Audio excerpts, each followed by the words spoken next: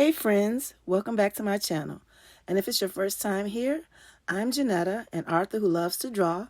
On my channel, I focus on combining storytelling with art.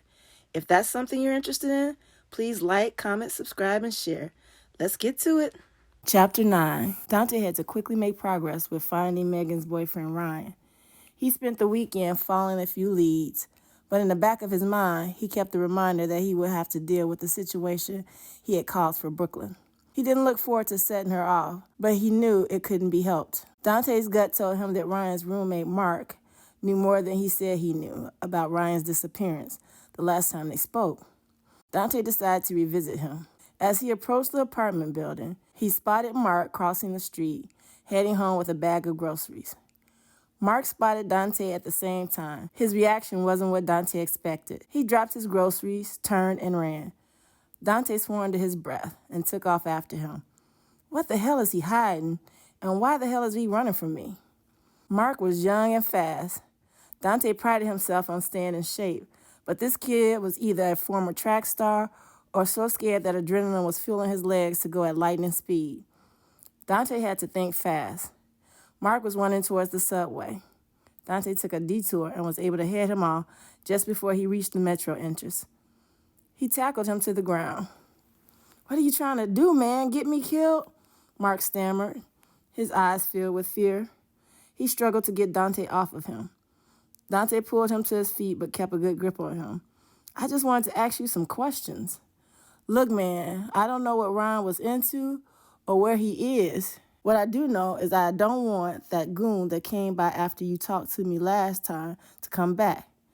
"Goon? What goon?" Dante pulled him into a nearby restaurant. He sat him on the inside of the booth and sat beside him to keep him from running. "I don't know who he was, just some big burly white dude that kept threatening to knock my teeth out if I didn't tell him where Ryan was. I told him like I told you. I don't know." He stated that if he found out that I told you or anybody anything different, or if he found out I was holding back anything, he would come back and my teeth would be the last thing I needed to worry about. Fear was etched into the young man's face. "Now you show up again and he's probably not too far behind you. If he sees me talking to you again, he may think I'm telling you something I didn't tell him. I know you're saying you don't know where Ryan is or what he's into, but I got a sense last time we talked that you know something. I'm getting that same sense now, and my senses are rarely wrong. Now tell me, whatever it is you know, no matter how big or small you think it is, and I promise not to bother you again." He watched the man's face as he tried to decide what to do. Finally, he gulped, then stated, "I don't know where Ryan is. The day he left, he must have left in a hurry. The place looked like he rushed to pack what he could." He pulled a key out of his jean pocket and slid it over to him. "While cleaning up, I found this locker key by the door. I think he might have dropped it while rushing. I didn't say anything because I was hoping to figure out what locker it belonged to. I'm a little strapped, especially since he left without paying his half of the rent." He gave a sheepish look. "I thought I might find some cash or something I could convert to cash." Dante took the key and slid it into his pocket. "Look, kid, I think you should lay low for a while. I don't know who the goon is, but if he sensed that you were lying too, he'll be back. You don't have to tell me twice. I'm going to stay with some friends until either Ryan is found or I can find a new place that's off the radar." Dante stood and let him out the booth. The kid went to the door but abruptly stopped, looking wildly at his surroundings. The blood had drained out of his face. He made a beeline to the rear exit. Dante walked to the front door and saw a large man watching the place from across the street. "Must be the goon," Dante mumbled under his breath. He turned and followed Mark's lead, leaving through the rear exit of the restaurant. The time to be confrontational was coming, but it wasn't today. From a safe distance, out of sight of the goon, Dante snapped a photo of him. After he made sure he wasn't being followed, he made his way back to his car and called Lane to fill her in. "I caught up with the roommate," he told her. "That young Thundercat took off running when he saw me. Once I caught him, he handed over what looks like a gym locker key. Apparently, he was trying to figure out what the key was to and was hoping Ryan had stashed some cash." "Do you want me to check out the key you got from him?" Lang asked. I'm heading to the health club listed in Ryan's file now. Truthfully, I don't expect to find anything.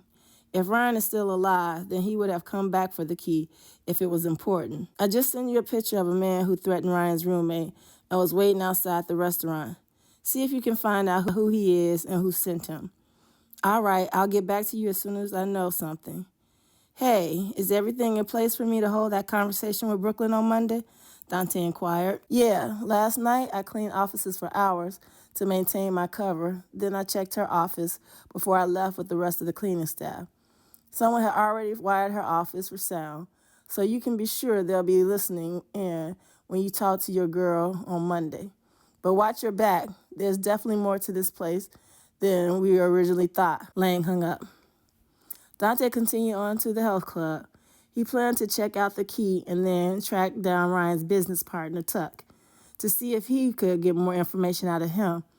Now that he and Lang weren't working under the radar, they had to move fast if they wanted to find their client's daughter, and even faster if they wanted to find her alive. Add to that the fact that now Trivision Media was suspicious of Brooklyn's involvement, and you truly had a fiery mess that needed to be put out immediately before someone's life was incinerated. As he suspected, the health club turned up nothing. After enduring a tour of the facilities, he found out it was one of their older keys. They had changed the locks on the few lockers they had a year ago, and the key was no longer in use. He checked his watch. If he wanted to catch Tuck, he would have to move fast. Tuck was a creature of habit, and he always closed their shipping office at 3 p.m. on Saturday. Dante made it downtown with 15 minutes to spare. He entered the small shipping office and found Tuck Holder, owner of Bevic Media, sitting behind one of the 3 desks in the front office. The last time Dante spoke to him, Tuck had answered his questions but didn't have any information on Ryan's whereabouts. Mr. Nines, Tuck stood and shook Dante's head before motioning him to have a seat in the guest chair in front of his desk. Have you been able to locate Ryan? No, not yet. I was hoping I could ask you some more questions. Maybe some useful information would turn up. Sure, ask away. Tuck sat back in his seat, his demeanor calm and cool, just as it had been before. The last time we talked, you stated you hadn't heard from Ryan in days. I assume that's still true? Dante just wanted to read him as he answered. Tuck shifted in his seat, his eyes shifting from Dante's for a moment, as if he was thinking of what to say. Correct. I've tried calling and reaching out to him, but I haven't been able to contact him. Dante decided to change directions. How long have you two been in business with Trivision Media? He noted the slight flash in Tuck's eyes before the cool demeanor returned. About 5 years now. They handle their own shipping for the most part, but from time to time they use our services for shipping items they view as extremely proprietary and sensitive, things they don't want leaked out to the public before they release it. And how long have you two known Megan Chambers? Dante inquired, referring to his client's missing daughter. Megan? Tuck asked as he was trying to place her.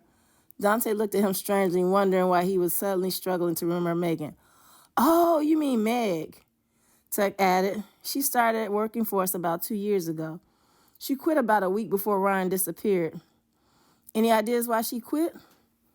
Tuck shook his head. I just assumed she found something better. What was her and Ryan's relationship? Dante was hoping for some indication that Ryan wouldn't hurt her if he was the one who took her. Platonic, employee, as far as I could tell. They never hung out after work or anything like that. Tuck reported, glancing down at his watch. Can we table this discussion? He pointed to his watch. It's 3 o'clock. Dante stood. Thanks for your time. Not a problem. Call me if you have any other questions. Ryan and I were like brothers. I'm really worried about him. Tuck handed Dante a business card, just like he had before. He was indeed a creature of habit. Chapter 10.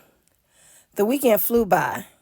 The sounds of R&B filled the office as Brooklyn reviewed file after file. Dante and Hunter had her thoughts spinning all over the place. However, this was the wrong time to not bring her A game.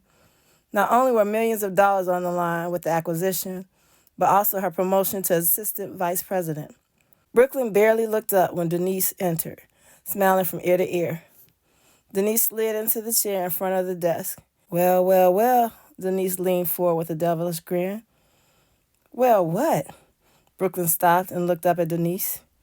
You have a very handsome visitor waiting to speak to you. Denise leaned back in her chair, crossing her legs. Brooklyn pulled up her calendar on the computer. Is it a client? No, I told him that you were quite busy today. She smiled, but he said he would wait all day if he had to. Do you know what he wants? Brooklyn cleared her desk off, setting the files on the cabinet behind her.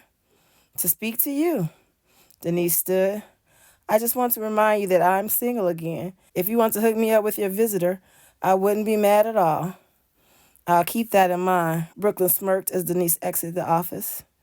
Brooklyn took a quick look in the mirror and reapplied her lip gloss, expecting Hunter to walk through the door. She almost adjusted her blouse to show a little more cleavage, but decided against it. The handsome face that walked through the door wasn't the one she expected. By the look on your face, I guess that you're not happy to see me, Dante stated as he closed the door behind him. Why are you here? Brooklyn asked as he walked over to her desk. To ask you some questions. He rounded the desk and leaned right next to her. Brooklyn pushed her chair back. You can leave now. How well do you know Hunter? She noticed him looking at the files on her cabinet as he spoke. No, let's talk about how well you know that young lady you wanted to hook up with. Brooklyn stood, crossing her arms and glaring at him. Brooke, this conversation is about business, not our personal life. What do you know about Bevic Media? Dante stared intensely at her. I'm not at liberty to say anything about Bevic Media to you. Why in the hell do you want to know about them anyway? And what does that have to do with Hunter? She questioned as she gathered the files she sat on the file cabinet and placed them inside it. My client believes an associate of Hunter's has stolen something of value from them, shipping it out as if it came from Bevic Media. Dante stopped leaning on the desk and walked over to her. He was so close she was forced to step back some. Your client? Brooklyn asked, confused about why he would be looking into it instead of the police. As far as she knew, his job entailed coordinating security for conferences and seminars. I'm a private investigator. Dante looked as if he was bracing himself for her coming wrath. Brooklyn tilted her head as she crossed her arms. Since when? Since you know me. Dante watched the anger grow in her eyes. What did you say? Brooklyn dropped her arms, put her hands on her hips, and stepped away from him. Did you say that you have been a private investigator from the moment we met? Yes, but... She rounded the desk and leaned on one of the guest chairs. Oh, so you're saying that you just didn't want us to work? Brooklyn stood shaking her head. Brooklyn, would you know it had made that much of a difference? Dante walked over to her.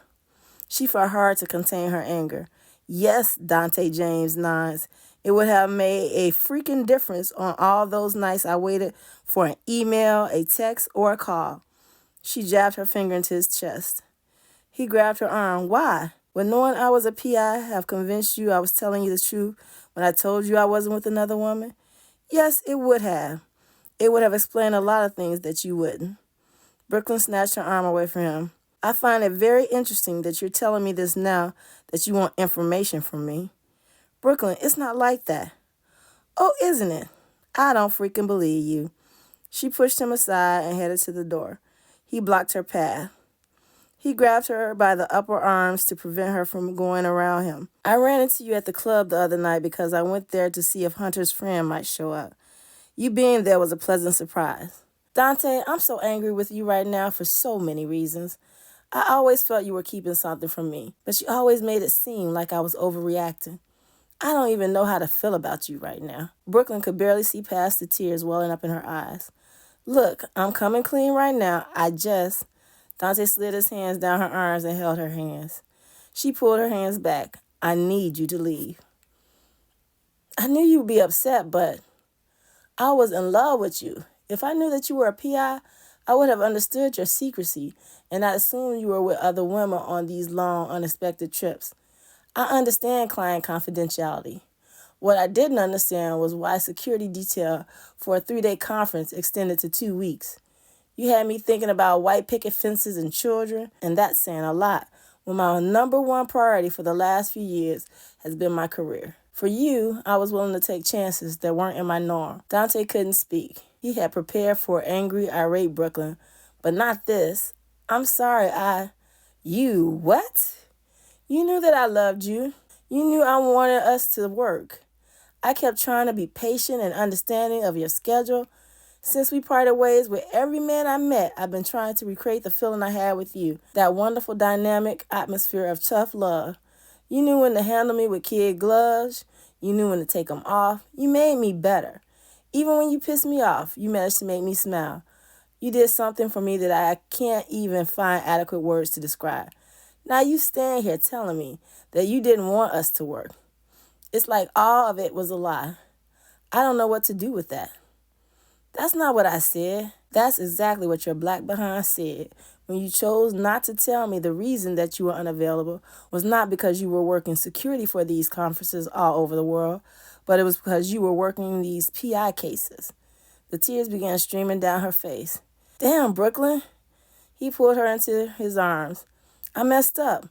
I stopped telling women I was a private investigator long ago when I started taking on celebrity and high-profile clients. After I had a few bad incidents with a woman I was dating, it was just better to say I was working security because the questions were different. Brooklyn broke the embrace. You know what? I have work to do. You can understand that. You made it a point to say you had to make a living when you ended things between us. I don't have time for this bull. If you have a question about Hunter, you know where to find him. Ask him your damn self. And Mr. P.I., the same goes for Bevic Media. Whatever it is you want to know, you need to contact them. Brooklyn wiped the tears from her cheek. You're right. I should have never put you in the middle when I saw you with Hunter. Then, when I found out your company was handling a possible acquisition of Bevic Media, I thought, stop talking and leave. Brooklyn walked over to the door with Dante on her heels. The only way I'll agree to leave is if you agree to have dinner with me tonight. Dante put his hand on her door, preventing her from opening it. This isn't about talking business or me using our personal relationship to see what you know. This is about us, about me explaining that assumptions I made that led me to determine that it was best we go our separate ways. I'm working late. I'm not going to have time for dinner. Brooklyn leaned on the door, refusing to look in his eyes as she spoke. Brooke, when I was working crazy hours, you could always squeeze time out to see me. Remember that time I flew home for a couple of hours and you met me at my house with pizza to spend a little time with me before I flew back out the next morning? Dante turned her towards him. Or when I had security meetings that lasted until 1 in the morning and you would be at my apartment waiting for me even though you knew I would be on the phone at least another hour making sure everything went off without a hitch. Do you remember that? Yes. Brooklyn stepped back, crossed her arms, and looked down at the ground. Well, that's exactly what I'm prepared to do for you tonight. Dante took his finger and lifted up her chin so that she was looking directly into his eyes. I know I messed up, but hey, there's nothing left to talk about. Call your playmate to talk. I have work I need to get back to. Brooklyn pushed him back and opened the door. I'll see you tonight. Dante stepped back towards her instead of walking to the door. No. Brooklyn put her hands on his chest as he leaned down to kiss her. Yes, I'm serious. The only way I'll agree to leave your office is if you agree to see me tonight whenever you stop working. Then I'll have security escort you out of here. Brooklyn strolled over to her desk and picked up the phone. Do that. I would love to talk to security to see if they only have cameras in the hallway or if, back in the day when your desk was seeing a little more action, they had hidden office cams in random locations. Dante smiled slightly as Brooklyn's finger froze on the phone. Fine. I'll see you tonight.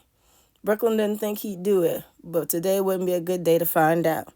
Lang looked up from the computer as Dante entered her office. How did it go?